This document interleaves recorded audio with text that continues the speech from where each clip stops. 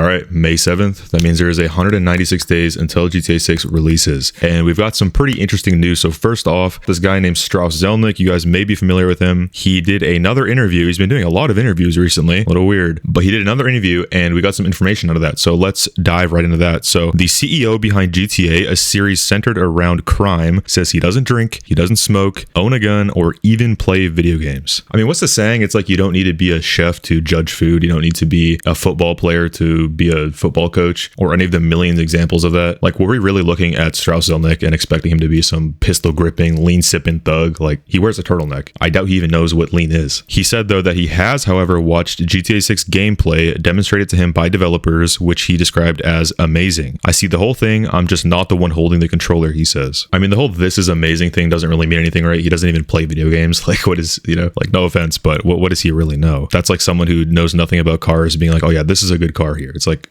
come on. But he's very open about the fact that he doesn't play games. He, at any given opportunity, he'll say, no, I don't play games. I just sit back, I hire who I need to hire, and I let them make the game, which I think is how a CEO should act. It kind of grinds my gears when I see those CEOs who you can tell that they're just putting on a front to try and seem like relatable and, oh guys, I'm just like you to the consumer, when it's so obvious that it's not genuine. That's a big bite for a big arch. So I appreciate the fact that he's open and he's like, no guys, I'm not a gamer. I don't know anything about games. I just know who to hire to make the best games. So, kudos to him. But I wouldn't really take him saying that it's amazing as, proof that it is amazing. Like, I'm sure it is amazing, but okay, so this is interesting. Regarding those allegations, I don't know if you've seen them, but some allegations have come out that specifically in Rockstar India, some employees have been worked to the bone and they've had to crunch and stay up until 3 a.m. just to finish things that should have been finished already, apparently. They're saying things like, oh, things that should have taken 6 months were forced to do in 2 to 3 months, and basically saying that they are just on a time crunch and being forced to work like crazy. But Strauss basically is denying all of those claims and says the game was delayed multiple times to avoid crunch, which he says is no longer part of how Take-Two operates today, and that morale has remained healthy at the company. He said, it's sort of like when I was in college, I never pulled an all-nighter because I was good about doing my homework. Now, I'm not saying what he's saying isn't true, but at the same time, like, are we really expecting him, if they were crunching, to be like, yeah, guys, look, I'm gonna just be honest, I am overworking people in a completely unethical and immoral way. Just wanted to be upfront about that, and I'm gonna continue to do so. Like, not only from a moral standpoint does that just not make sense, but from an investor standpoint, do you want to know that the game you're investing in is still crunching after delaying 2 times? They still are needing to crunch to potentially get the game out. Like, that isn't sending a strong signal to investors. So I'm not saying what he's saying is a lie. I'm just saying, if it was true that they were crunching, would you really expect him to be honest about that? I don't know. I think it's just another one of those situations where it's like, what do you actually expect him to say, Okay, then this part is actually really interesting. So he says, players have been able to make their own version of GTA for decades using mods. So they acquired one of the largest GTA modding platforms, 5M. How about if instead of trying to beat them, we join them? Now, this is obviously a huge 180 coming from a company that literally used to send private investigators to modders' houses, and I believe some of the people in 5M, the company that they're now working with, their house, to try and get them to shut their operations down. You see it so often where video game companies will see that the community is making skins, mods, even mini games, and they'll see how much people love them, how successful they are, and without fail, for some reason, they always get them taken down. I really don't understand it. It's like they're like, yeah, I don't care if everyone likes this thing and it's objectively a net positive for the game and everyone wants it in the game. We're going to remove it because we never gave anyone permission to do that. Now, obviously, I'm not just saying that like every single community made thing is good for the game and should be in the game, but when it's something like GTA RP, where it's just overall objectively a good thing for the game, and even look at their Twitch, like for a good while there, the GTA section on Twitch was like 90% RP content, like not online mode, not story mode. It was huge streamers playing these RP servers. I mean, GTA RP was doing some heavy lifting there. Without it, how many views would the game really be getting on Twitch? And like I said earlier, before the decision to actually partner up with 5M, they were sending private investigators over to the houses of the owners of 5M to try and get them to shut the game down and hand them a cease and desist. So it's actually really refreshing seeing that, they used to be on those terms and now they're on good terms. They went from enemies to allies, I guess. So it's actually really refreshing to see because not many game companies are willing to do that, like at all. And I'm actually really excited to see what they're able to make now with what seems is like the unlimited budget that they have now that they're working directly with Rockstar. Like, that's something that I feel like not enough people are talking about. I mean, consider how much money they had to work with going into this, and then now how much money is at their disposal. I mean, these RP servers are going to be, look, I'm not a big RP guy, but seeing this really makes me want to give it a try, because I feel like there's just no way that it's not insanely good. And I think this sets their game up in a really strong position to last longer than GTA 5, longer than GTA 4, because RP is kind of like an element that just never gets old. I mean, there's always new RP servers popping up. I mean, look at us now, we're in 2026 and there's a new RP server every week by some rapper or like whatever. And considering how heavy RP, I don't want to say revived their game, but like this long into GTA lifespan, RP kind of gave GTA the defibrillator, like kind of woke everyone up and was like, oh, hold on, this game's fun. And you know, all these huge streamers playing RP all day, every day. I think they're setting themselves up for a very long and successful game, probably that will last much longer than 10 years. Okay, then lastly, he says, despite Take-Two's record of hits, he doesn't take his past wins for granted. He says, arrogance is the enemy of continued success. I think this is to be expected. Even though Rockstar produces like absolute mega banger titles, that's kind of the issue, is that they produce such high quality content that you're going to have people hoping that the game flops, especially based on how much money that went into it. But then also you're going to have the people that, you know, have played all of these games before and they're like, oh my God, Rockstar cannot miss. They cannot miss. And then they see the money that was spent on this game and now their expectations are just through the roof. I'm not saying that we shouldn't have high expectations. I'm sure it's going to be a great game, but we also need to have realistic expectations. Like some of the things I've seen floating around the community, like they're just not even feasible. Like I swear these people would not be satisfied unless when Jason gets shot in game, the bullet travels through their Ethernet cable and then pops out in real life and shoots them in real life. Like it's just not happening. There's no pleasing some of these people. So I not only empathize with Strauss, but also all of the people actually making the game, because that amount of pressure must be a lot to deal with. Like imagine being one of the people designing the interiors for GTA 6 and then you go on Reddit and you see people being like, oh, I'm so excited to play GTA 6 and be able to walk into every single building and having every single room in the game being enterable. And you're just like, oh, wow, okay. Like, that's a lot of pressure. But also the people who say they hope GTA 6 flops, like half of them are like 11 years old. You guys weren't even born when GTA 5 came out. Like, why are we giving our opinions on GTA 6? You guys didn't have to wait in line and ask your parents to buy GTA 5 for you when it came out. You guys didn't have to do that. You guys weren't even